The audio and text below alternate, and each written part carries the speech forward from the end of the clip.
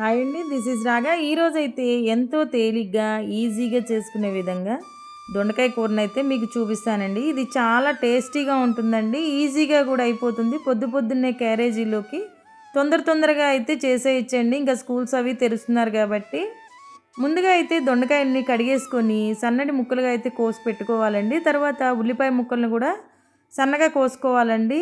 చిన్న ముక్కలు అయితే ఏం అవసరం లేదండి, పొడుగు ముక్కలుగా అయితే కోసేసుకొని ఉంచేసుకోండి ఉల్లిపాయ ముక్కలు. అప్పుడే టేస్ట్ బాగుంటుందండి ఈ కర్రీకి. ఇది చాలా తొందరగా అయితే అయిపోతుందండి క్యారేజీల్లోకి ఉదయంతోనే.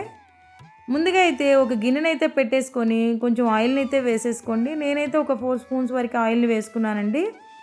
తర్వాత తాలింపు దినుసులను కూడా యాడ్ చేసుకున్నాను. అవి బాగా ఎర్రగా వేగిన తర్వాత దొండకాయ ముక్కలను కూడా యాడ్ చేసుకుందామండి. ఉల్లిపాయలను కూడా ఒకేసారి యాడ్ చేసేసుకోండి దొండకాయ ముక్కలతో పాటుగానే. రెండు కలిపి వేగించుకుంటే సరిపోతుందండి. ముందుగా ఉల్లిపాయ వేగించుకుంటే మాడిపోతుందండి, అందుకని రెండు కలిపి ఒకసారి వేసేసుకోండి బాండీలో. దీన్నైతే ఆయిల్లో ఒక 2 మినిట్స్ వరకు అయితే ఫ్రై చేసుకుందామండి, కొంచెం పచ్చివాసన పోయే విధంగా అయితే. ఇప్పుడైతే కొంచెం పచ్చివాసన అయితే పోయిందండి, దొండకాయలు వేయించుకున్నాం కాబట్టి ఆయిల్లోను. దీనిలోకి మనం 1 స్పూన్ వరకు అది సంబార్ పసుపు అండి. లింక్ దీని కింద డిస్క్రిప్షన్లో ఇస్తానండి, వాచ్ చేయండి. చాలా ఈజీగా ఏ విధంగా చేసుకోవచ్చో అయితే చూపిస్తానండి గ్లాస్ కొలతలతోటి. తర్వాత 1 స్పూన్ వరకు సాల్ట్ని కూడా యాడ్ చేసుకొని కరివేపాకును కూడా యాడ్ చేసుకున్నానండి. నేనైతే కరివేపాకు తాలింపులో యాడ్ చేయనండి, ఈ విధంగా వేసుకుంటే కరివేపాకు వాసన చాలా బాగా కర్రీకి అయితే వస్తుందండి, అందుకని. ఇప్పుడు ఉప్పు పసుపు యాడ్ చేసిన తర్వాత ఒకసారి కలపెట్టేసేసుకొని స్టవ్ని సిమ్ చేసుకొని మూత అయితే పెట్టేసుకుందామండి. చక్కగా మగ్గిపోతుందండి. మధ్యలో తీసుకొని మూత ఒక్కొక్కసారి కలపెట్టుకుంటూ ఉండాలండి, లేకపోతే అడుగు పట్టిపోతుంది తొందరగాను.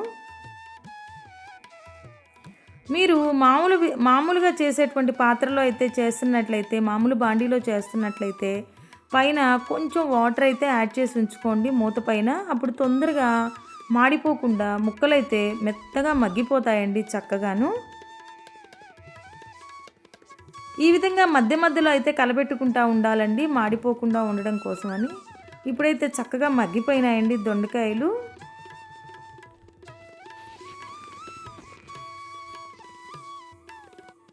మనం చిన్నులపై రెబ్బలను అయితే పక్కన కచ్చాపచ్చాగా కట్టి పక్కన పెట్టేసుకున్నామండి.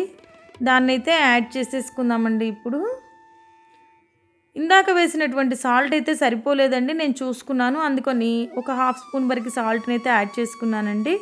తర్వాత కొంచెం కారాన్ని కూడా యాడ్ చేసుకుంటున్నానండి. నేనైతే 1.5 స్పూన్ వరకు కారాన్ని తీసుకున్నానండి. నేను చూపించే స్పూన్ తోటండి, టేబుల్ స్పూన్ కాదు, అది చిన్న స్పూన్ అండి అది.